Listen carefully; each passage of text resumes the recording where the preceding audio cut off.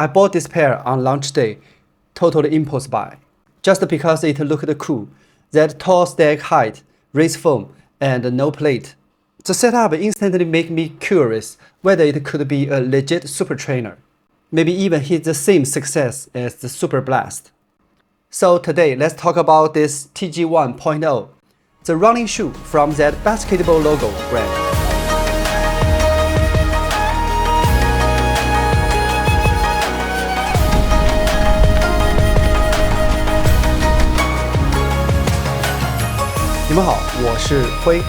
I started this channel to review Chinese running products.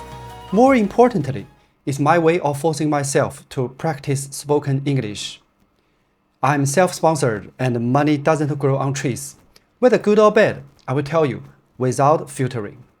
Since I noticed that the overseas version is identical to the Chinese one, and the shoe says Lady 1.0 on it, I'm just gonna call it the Lady 1.0 from here on out.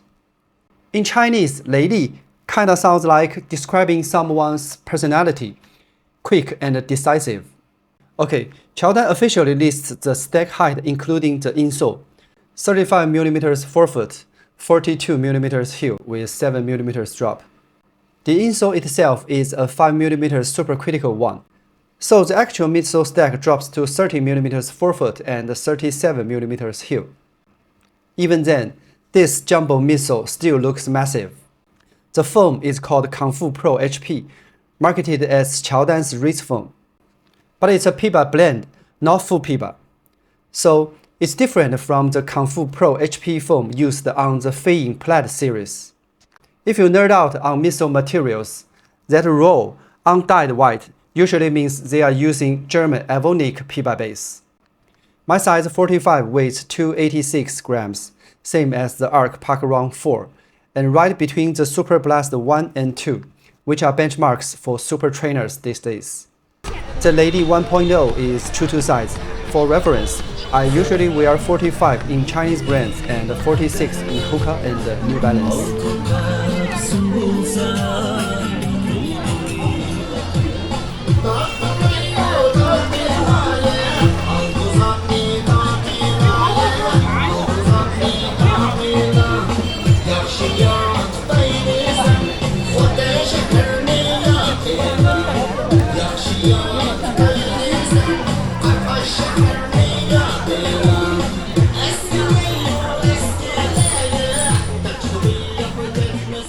After the basics, let's take a look at the details. These are ideal for wide feet runners. It's even roomier in the toe box than the Hoka Bandai 8. For my feet, you can see I have to cinch the laces pretty tight to get a secure fit. The upper is a single-layer jacquard, and the tongue is a ventilated double-layer mesh. Great for summer until you hit the heel. The padding here is way too plush, just like a max cushion shoe. In my city's recent 38 degrees Celsius, this turned into sweat collectors. The tongue is connected with gussets. Unfortunately, I still ended up finding a basketball logo right here on the tongue. Always hoping they will drop it for good someday. I mentioned it the Bandai earlier because I think the Lady borrows a few cues from it, like the shape of the heel collar, the midsole profile, and that chunky on-foot vibe. There also is still the trusty Q ASU rubber. This is what it looks like after 45 kilometers. Qiaodan's CPU also is the one thing about this shoe you don't need to worry about.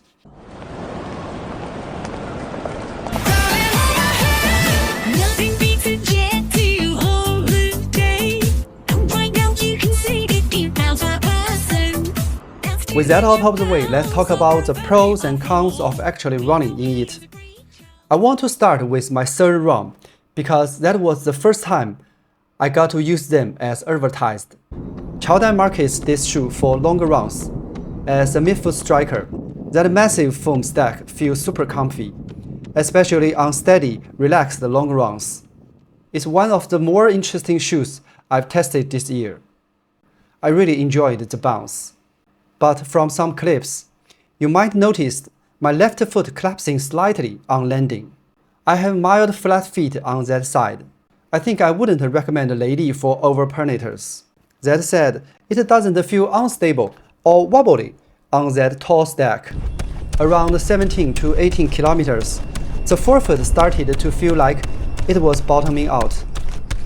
The more shoes I test, the more I see a pattern. Around 80 to 90 US dollars is a tipping point for Miso in Chinese running shoes. Shoes like the Lady 1.0, which cost around 40 to 50 US dollars, often start to feel flat or bottom out around 20 kilometers. It's mostly down to foam cost, but I will save that rabbit hole for another day. Back to the long run performance. The day before, I did some fast strides in another pair. My quads were kinda tight. After finishing a 20 kilometers long run in the Lady, I can't say my leg felt fresh, but they didn't feel worse either. Another day, when I meet up with my running club buddies, you know that what started as a steady long run turned into a progressive run. With the last 5 kilometers at 4:10 to 4:30 per kilometer pace, right at the upper end of what Qiaodan claims it can handle. This low-density foam with lots of air bubbles in it, it takes a relatively long time to compression and decompression. Kinda needs a moment to breathe before your next step. As that paces, you feel like it can't keep up with the rhythm. As the forefoot loses that springing magic, the shoe weight becomes more noticeable.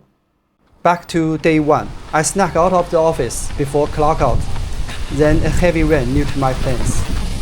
I end up doing something like threshold repeats, sprinting from one shelter spot to another. Similar feeling here for short bursts. That squish and pop felt way beyond what a 30mm forefoot stack should deliver, almost reminding me of the more expensive Plaid 1.5. But that surprise only lasts for short efforts. Otherwise, the also grip was really great. No slips on any surface that day. So it seems like on paper, it should be like an extra squish speed training type of shoe. But over the miles, I found myself preferring it for long runs rather than speed work. I think it was designed to be comfortable for a long amount of time with tall stack height and softer foam to look after your legs and keep that fatigue to the minimum. Perfect for someone that's just not worried about the pace. They just want something that's going to be dependable, super comfortable out there. I feel like heel strikers will find this shoe more versatile. That extra stack in the heel isn't just better at resisting bottoming out. It's also packing more energy here. Back to the original question then. Can it beat the Super Blast? Now, that's obvious. I'd rather pick up the pace in the Super Blast and keep it relaxed in the Lady 1.0. That day, I got soaked like a drowned rat. But man, I was really happy. After weeks of 37 to 38 degrees Celsius hell, the heat finally broke. Before I started doing YouTube, I'd usually run after work in the evenings during these hot days. Now, to shoot the 120 frames per second slow-mo and show you the Miso deformation, I gotta run in daylight. Honestly, the past few weeks have been rough. That storm was a lifesaver. Next 2 months are packed with new shoe drops, and I need to get myself ready for the madness ahead. I'm in my pocket.